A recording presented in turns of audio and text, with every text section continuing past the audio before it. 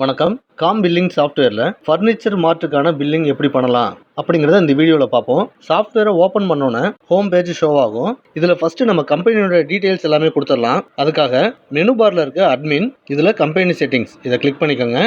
இந்த செக்மெண்ட்டில் கம்பெனியோட name, address, mobile number, GST number இந்த டீட்டெயில் எல்லாமே கொடுத்துட்டு பில் பிரிண்ட்டில் கம்பெனியோட லோகோ செட் பண்ணணும் அப்படின்னா இந்த இடத்துல லோகோ செட் பண்ணிக்கலாம். இந்த டீட்டெயில் எல்லாத்தையுமே கொடுத்ததுக்கப்புறமா Ctrl+S கொடுத்து சேவ் பண்ணிக்கோங்க. இப்போ ஹோம் பேஜ் போகலாம்.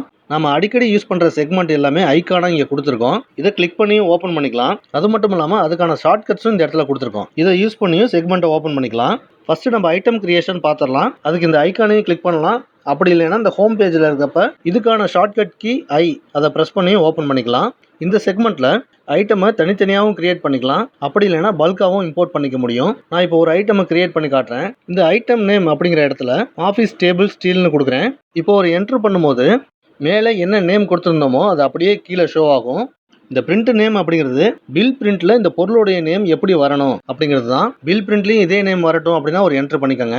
இந்த ஐட்டம் கோட் அப்படிங்கிறது நீங்க பார்கோட் ஸ்கேனர் யூஸ் பண்றீங்க அப்படின்னா இந்த இடத்துல கர்சர் இருக்கும்போது பொருளுடைய பார்கோடை ஸ்கேன் பண்ணீங்கன்னா ஐட்டம் கோட் ஜென்ரேட் ஆயிரும். பார்கோட் ஸ்கேனர் யூஸ் பண்ணாட்டியும் மேனுவலா இந்த ஐட்டம் ஈஸியா பிக் பண்ற மாதிரி ஆல்பபெட்லயோ இல்ல நியூமரிக்லயோ நம்மளுக்கு தெரிஞ்ச மாதிரி ஒரு கோடு கொடுத்துக்கலாம். நான் இப்போ ஆஃபீஸ் டேபிள் அப்படிங்கிறதுனால ஓடி அப்படின்னு கொடுக்குறேன். இந்த சேல் யூனிட் அப்படிங்கிறது நாம என்ன யூனிட்ல பொருளை விற்கிறோம் அப்படிங்கறத கொடுக்கணும். மேக்ஸிமம் ஃபர்னிச்சர் அப்படிங்கிறதுனால நம்பர்ஸ், பீசஸ் இந்த மாதிரி கொடுத்துக்கலாம். பர்ச்சேஸ் யூனிட்லயும் நம்பர்ஸ் கொடுத்துக்கிறேன்.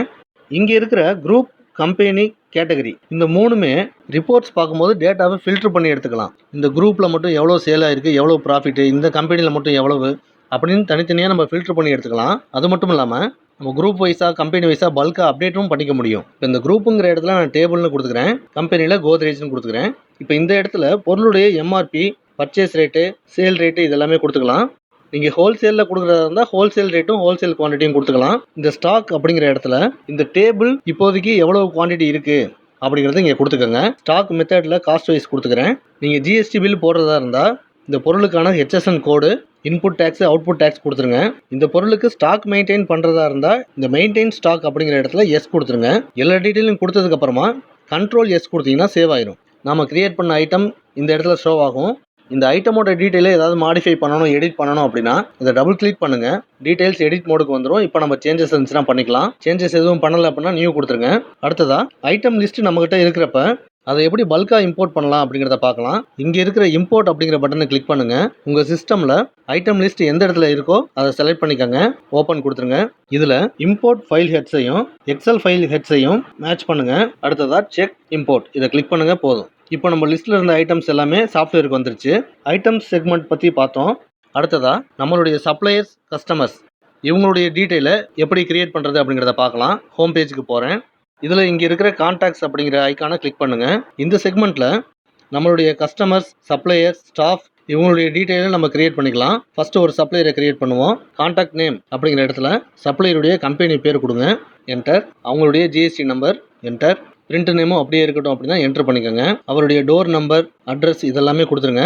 இந்த ஓப்பனிங் பேலன்ஸ் அப்படிங்கிற இடத்துல நாம இந்த சப்ளையர்கிட்ட ஏற்கனவே பொருள் வாங்கியிருப்போம். அதில் பேலன்ஸ் அமௌண்ட் நம்ம ஏதாவது கொடுக்க வேண்டியது இருந்ததுன்னா இடத்துல கொடுத்துடலாம். நாம இந்த சப்ளையருக்கு 5000 ரூபாய் கொடுக்க வேண்டியது இருக்கு. அமௌண்ட்டை இந்த இடத்துல என்ட்ரு பண்ணிட்டு இந்த இடத்துல CR அப்படிங்கிறத செலக்ட் பண்ணிடுங்க.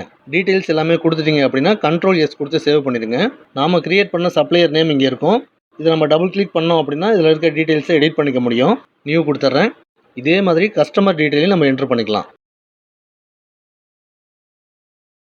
இப்போ இந்த கஸ்டமர் நமக்கு 1000 ரூபாய் தரணும் அப்படிங்கிற பட்சத்தில் அமௌண்ட்டை இங்கே என்ட்ரி பண்ணிடுங்க.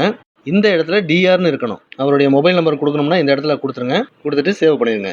நாம் கிரியேட் பண்ண சப்ளையர், கஸ்டமர் டீட்டெயில்ஸ் இங்கே ஷோ ஆகும். அடுத்ததா நாம் சப்ளையர்கிட்ட பொருள் வாங்கும்போது எப்படி பர்ச்சேஸ் என்ட்ரி போடலாம் அப்படிங்கிறத பார்க்கலாம். அதுக்கு இங்கே இருக்கிற பர்ச்சேஸ் அப்படிங்கிற ஐக்கானை கிளிக் பண்ணுங்கள். பர்ச்சேஸ் இன்வாய்ஸோடைய நம்பரு, டேட்டு இது கொடுத்ததுக்கப்புறமா சப்ளையருடைய நேம் இதை என்ட்ரு பண்ணிக்கோங்க.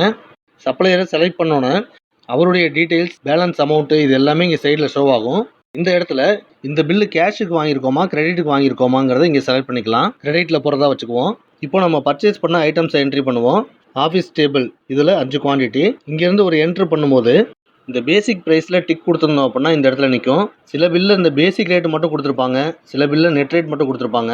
பேசிக் ரேட் அப்படிங்கிறது ஜிஎஸ்டியை சேர்க்காம பொருளோட ரேட்டு. இந்த ரேட்டோட ஜிஎஸ்டியை ஆட் பண்ணதுக்கு அப்புறமா கிடைக்கிறது நெட் ரேட். அதனால் பில்லில் பேசிக் ரேட்டு கொடுத்துருந்தாலும் சரி, நெட் ரேட்டு கொடுத்துருந்தாலும் சரி, நம்ம ஈஸியாக பர்ச்சேஸ் என்ட்ரியை பண்ணிட முடியும். இப்போது ரேட்டை கொடுத்துட்டு என்ட்ரு பண்ணுங்கள். அடுத்தது பேபி சேர், இதில் 4 குவான்டிட்டி என்டர். அடுத்தது பஜாஜ் ஸ்டோரேஜ் வாட்டர் ஹீட்டர், இதில் 5 குவான்டிட்டி என்டர். இப்போ இந்த ப்ராடக்ட்டில் பேசிக் ரேட்டு மாறி இருக்கு அப்படின்னா இந்த இடத்துல அந்த ரேட்டை என்ட்ரு பண்ணிக்கோங்க. இந்த பொருளுக்கு மட்டும் டிஸ்கவுண்ட் கொடுத்துருக்காங்க அப்படின்னா அது ஸ்கீம் டிஸ்கவுண்ட். அதை இந்த ST% அப்படிங்கிற இடத்துல கொடுத்துருங்க. 2%ன்னு கொடுக்குறேன். அதுக்கான அமௌண்ட்டும் சைடில் காட்டும். என்ட்ரு பண்ணிக்கோங்க. இப்போ இந்த பில்லை பொறுத்த வரைக்கும் இந்த 3 ஐட்டம் மட்டும் தான் பர்ச்சேஸ் பண்ணியிருக்கோம். இந்த பில்லோட டோட்டல் அமௌண்ட் பார்த்தீங்கன்னா 74,402.92. இப்போ இந்த பில்லுக்கு சப்ளை சைடில் இருந்து கேஷ் டிஸ்கவுண்ட் கொடுத்துருக்காங்க அப்படின்னா இந்த CDGST அப்படிங்கிற பட்டனை கிளிக் பண்ணுங்க. அப்படி இல்லைன்னா கீபோர்டில் F9 கீயை ப்ரெஸ் பண்ணுங்க. இந்த செக்மெண்ட் ஓப்பன் ஆனோன்னா கர்சர் CD% அப்படிங்கிற இடத்துல நிற்கும். இந்த இடத்துல டிஸ்கவுண்ட் பர்சன்டேஜை என்ட்ரு பண்ணிக்கோங்க. இப்போ இந்த பில்லுக்கான ஸ்கீம் டிஸ்கவுண்ட் எவ்வளவு, கேஷ் டிஸ்கவுண்ட் எவ்வளவு, டோட்டல் GST அமௌண்ட் எவ்வளவு அப்படிங்கிறத நம்ம இந்த இடத்துலயே பார்த்துக்கலாம். இந்த பில்லோட டோட்டல் அமௌண்ட் டேலி ஆயிடுச்சு அப்படின்னா இந்த பில்லை சேவ் பண்ணிடுங்க. Ctrl S கொடுத்தீங்கன்னா பில்லு சேவ் ஆயிரும். இந்த பர்ச்சேஸ் இன்வாய்ஸ்க்கு பில்லு தேவைப்பட்டது அப்படின்னா எடுத்துக்கலாம். தேவையில்லை அப்படின்னா இந்த டோன்ட் பிரிண்ட்டுங்கிறது இருக்கும், அப்படியே என்ட்ரு பண்ணிங்கன்னா சேவ் ஆயிரும். அடுத்ததாக நாம் பர்ச்சேஸ் பண்ண ஐட்டம்ஸ் ஸ்டாக் ரிப்போர்ட்டில் ஆட் ஆயிருக்கான்னு பார்ப்போம். அதுக்காக reports, stock reports, stock statement இதை கிளிக் பண்ணுங்கள். ரெஃப்ரெஷ் கொடுங்க. வாட்டர் ஹீட்டரில் 5 குவான்டிட்டி, ஆஃபீஸ் டேபிளில் 5, பேபி சேரில் 4. இந்த மாதிரி நாம் பர்ச்சேஸ் என்ட்ரி போடும்போது ஆட்டோமேட்டிக்காக ஸ்டாக்லேயும் ஆட் ஆயிரும். இப்போ அடுத்ததாக சேல் பில் ஒன்று போடுவோம். ஹோம் பேஜில் இருக்க இந்த சேல் இன்வாய்ஸ் அப்படிங்கிற ஐக்கானை கிளிக் பண்ணுங்கள். இதில் கஸ்டமருடைய பேரை என்ட்ரு பண்ணிக்கோங்க. இந்த இடத்துல அவருடைய பேலன்ஸ் எவ்வளோ இருக்குது அப்படிங்கிறதும் நம்மளுக்கு காட்டும். பில் மோடு கேஷாக கிரெடிட்டான்னு செலக்ட் பண்ணிக்கோங்க. இப்போ ஐட்டம் என்ட்ரி பண்ணுவோம். பேபி சேரில் 1 குவான்டிட்டியும் வாட்டர் ஹீட்டரில் 1 குவான்டிட்டியும் வாங்குறாரு. இப்போ இந்த ப்ராடக்ட்டுக்கு மட்டும் நம்ம ஸ்கீம் டிஸ்கவுண்ட் கொடுக்கணும் அப்படிங்கிறப்ப இங்கே இருக்கிற ஸ்கீம்ஸ் அப்படிங்கிற பட்டனையும் கிளிக் பண்ணலாம். அப்படி இல்லைன்னா கீபோர்டில் F8 கீயை ப்ரெஸ் பண்ணுங்கள். இப்போ இந்த இடத்துல எவ்வளோ % டிஸ்கவுண்ட் அப்படிங்கிறத கொடுத்துடலாம். என்ட்ரு பண்ணிக்கோங்க. கேஷ் டிஸ்கவுண்ட் கொடுக்குறதா இருந்தால் F9.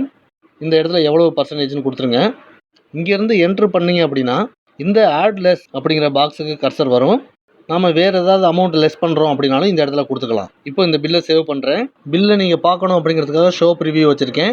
என்டர். ப்ரிவியூ ஷோ ஆகும். இந்த பில்லில் கம்பெனியோட logo, name, address, GST number, கஸ்டமருடைய details, invoice number, date, mode, ஐட்டமுடைய டீட்டெயில்ஸு, எவ்வளோ GST, எவ்வளோ அமௌண்ட்டு, இந்த இடத்துல GST அப்ஸ்ட்ராக்ட்டும் உங்களுக்கு வந்து தனித்தனியாக பிரித்து காட்டிடும்.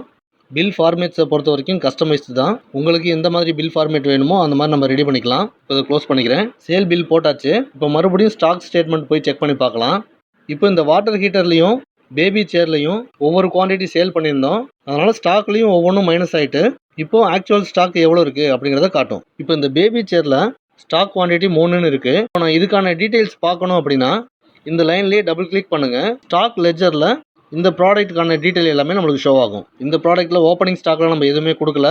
பர்ச்சேஸ் மூலமாக 4 குவான்டிட்டியை உள்ளே கொண்டு வந்திருக்கோம். அடுத்ததாக 1 குவான்டிட்டியை சேல் பண்ணியிருக்கோம்.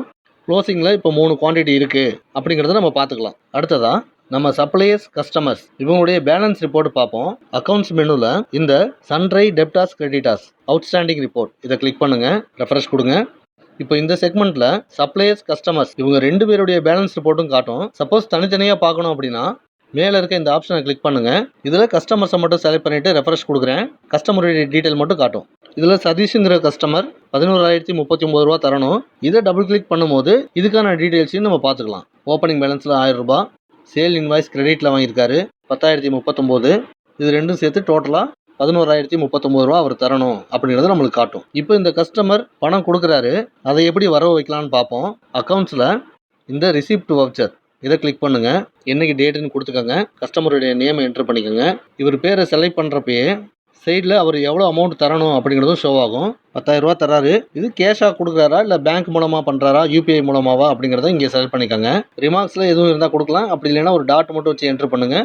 சேவ் ஆயிரும். இப்போ நம்ம லெஜர் ரிப்போர்ட் போயிட்டு ரெஃப்ரெஷ் பண்ணோம் அப்படின்னா வரவு 10,000 ரூபா வந்திருக்கு. பேலன்ஸ் இன்னும் அவர் எவ்வளவு தரணும் அப்படிங்கிறத இங்கே காட்டும். இதே மாதிரியே சப்ளையருக்கான டீட்டெயில் நம்ம பார்த்துக்கலாம். நாம் சப்ளையருக்கு பணம் கொடுக்குறோம் அப்படின்னா அக்கௌண்ட்ஸில் இந்த பேமெண்ட் வவுச்சர் இதை கிளிக் பண்ணுங்கள். டேட்டு, சப்ளையர் நேம் செலக்ட் பண்ணிக்கோங்க. நாம் எவ்வளவு அமௌண்ட் கொடுக்குறோமோ அதை கொடுத்துட்டு சேவ் பண்ணிக்கலாம். இப்போது அவுட்ஸ்டாண்டிங் ரிப்போர்ட்ஸ் போயிட்டு ரெஃப்ரெஷ் பண்ணோம் அப்படின்னா சப்ளையருக்கான பேலன்ஸ் எவ்வளவு அப்படிங்கிறதையும் நம்ம காட்டும். இந்த மாதிரி அக்கௌண்ட் செக்மெண்ட்டை பொறுத்த வரைக்கும் பர்ஃபெக்டாக நம்ம மெயின்டைன் பண்ணிக்க முடியும். இப்போ நான் எல்லா செக்மெண்ட்டையும் க்ளோஸ் பண்ணிக்கிறேன். இப்போ இந்த ஹோம் பேஜுக்கு பக்கத்தில் இருக்க டேஷ்போர்டு அப்படிங்கிற ஆப்ஷனை பற்றி பார்ப்போம்.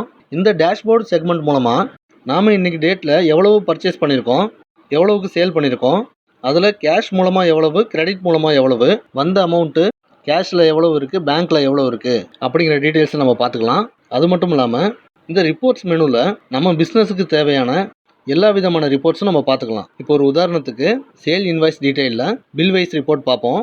இதில் இன்றைக்கி டேட்டில் என்னென்ன பில் பண்ணியிருக்கோம், பில்லோட டீட்டெயில், இந்த பில்லுக்கான ப்ராஃபிட் எவ்வளவு அப்படிங்கிறத பார்த்துக்கலாம்.